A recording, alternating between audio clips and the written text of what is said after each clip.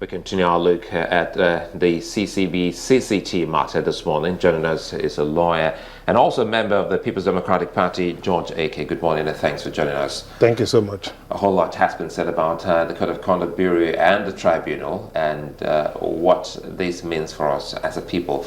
Well, tell us your understanding when the news first broke, leading up, or rather, starting from when the President and the Vice President declared their assets.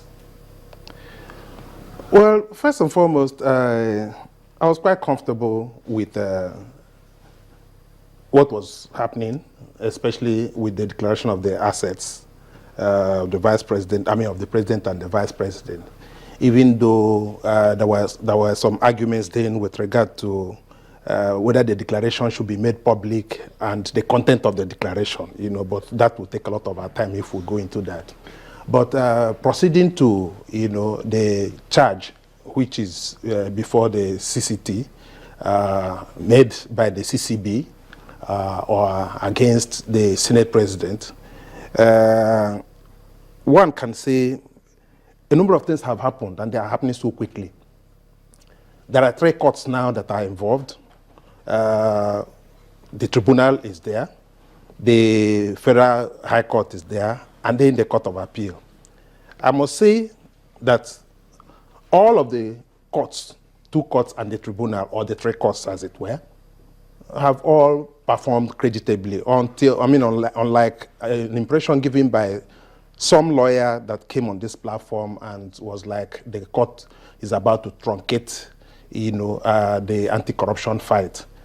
The Federal High Court, which Saraki went to, couldn't have shut his doors against Saraki. He had to decide one way or the other with regard to Saraki's prayers, which was to see if they can stop, the trial at the CCB, at the CCT. And the court said, sorry, we cannot give you this interim injunction, which of course the Supreme Court had discouraged quite a number of courts, from giving. Those days, used to be, you can very easily get it, but now it's very difficult for you to get such injunctions. And what they said was that they needed to hear the other party. And what they did was to ask the CCB and the other parties, not the court, not the Tribunal, to come and show cause why they should not grant that prayer, which was good. And it is similar to what we saw yesterday with the Court of Appeal. It's almost like, no, we cannot give you this, stop the sitting or the proceeding at the CCT, except you serve them a notice and they come to, the Court of Appeal. They are very, very, very similar. And on the part of the CCT, I think they are also doing what they need to do. The only thing I hold against the CCT for now is the bench warrant they issued against the Senate President, which I think is premature in the sense that before you issue a bench warrant, the person must have continually refused to appear. It's not on a first sitting. You issue an order as huge as a bench warrant, on a Senate President. But that is not what we are talking about today. What we are talking about today, like you informed me, is what are the political implications of what is going on? Can we go beyond the legalese and see what is behind the so-called witch hunting? Can we really go beyond that? Yeah, sure, we can. We can. You think that there's something behind it? Oh, sure, so very much so. Indeed, it takes a naive person to see it as a happenstance. If you want to put it in percentages, it is 80% politics and 20% anti-corruption. What has happened is that because of the public appeal of anti-corruption, there is a gap of anti-corruption on what is purely a political game, political drama. And we're in for a bumpy ride again. Mr. K, a lot of people will argue with you. Why would you say it's a political game when, with the charges that have been reeled out, you still say it's a political game? Did you get to read them? Yes, of course I read them. You see, I'm not one of those people who are asking why Saraki, why now? Those are not questions. They are not defenses. If Saraki has falsely declared his asset, he should face the music. And we're saying, why now? It can always be any time. You get the point? But you see, if you put these two questions together, it can only help you. It will not help you as a defense, but it will help you to answer questions with regard to these coincidences cannot just be there for nothing. What are the coincidences? The coincidence is when APC has not made any pretenses that they are not comfortable with the fact that Saraki contested against their preferred candidate and won him. They have not made any pretenses. They are not about to make so now.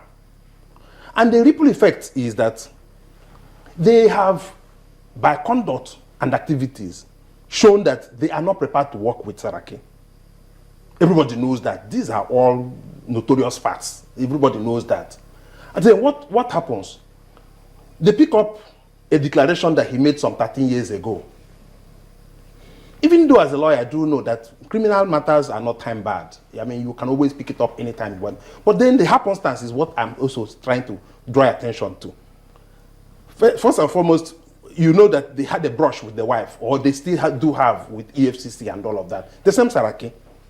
I think there is also one other one that has to do with either the managing director of one company that he has interest in and all of that. All of them coming at this time. And we're not saying how. The reason is this.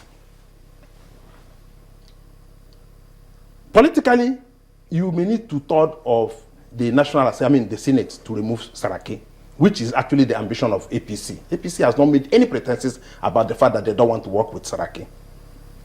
And they are not about to forgive him. Good. And I'm not sure Saraki has also helped matters because he also has not embraced the powers that be. He is basking in the fact that he's been elected by his colleagues, and that is what the Constitution requires and all of that. There is a politics to it. That politics is now coming. And that politics is that Saraki is being witch-hunted, as it were, by his political, will I say political masters, or at least the owners of APC. You know, before I allow you to continue on that particular trend, recall that we had also discussed here on the program about the seeming reconciliation between the party members and those in the National Assembly, specifically in the representatives and that of the Senate, between the APC and these leaders who came out. So are you saying that all that we saw and all that we were told, because they all came out to say all is now well between us and these leaders, and specifically the statement then, the headline was that we're ready to work with the Senate President and the Speaker. You're saying, as a lawyer and a member of the People's Democratic Party, that what you smell is, well, a disconnect between the party and these leaders. I'm even so comfortable that you chose your words, the seeming reconciliation. It is indeed seeming. But the depth of that matter is that there's no reconciliation. They're still looking for Saraki. And let me tell you why. It has a long-term and short-term effect, politically speaking. That's why we say, let's walk away from what's happening in the court and discuss the politics of this drama, as it were. First and foremost, the Senate cannot remove Saraki, or the APC cannot remove Saraki as president of Senate through the Senate, because they require 2/3. And they are not about, or it's not very, very easy for them to summon that. A smart idea comes. Break up one or two things about this gentleman. And of course, with the anti-corruption mantra that is sweeping the whole country, we are most likely going to get a public appeal. And of course, you can trust the Nigerian people. We at times we behave like the Shakespearean Roman mob. Kill him and all of that, at that particular point in time. And that's exactly what's happening. Yes, let him go and answer his questions. Yes, I do know that he has a case to answer, and he must answer them. But you see, we are in for a political bumpy ride. So if for any reason they pull through this idea of, like this morning, Saraki is going to appear in court. The lawyer tried to see if he can knock off this trial through some technical means and all of that. And when a lawyer starts looking at the technical side of a matter, be worried. You should be worried that the merit of the matter may well be an uncomfortable one. So, in other words, it looks like Saraki has a case to answer.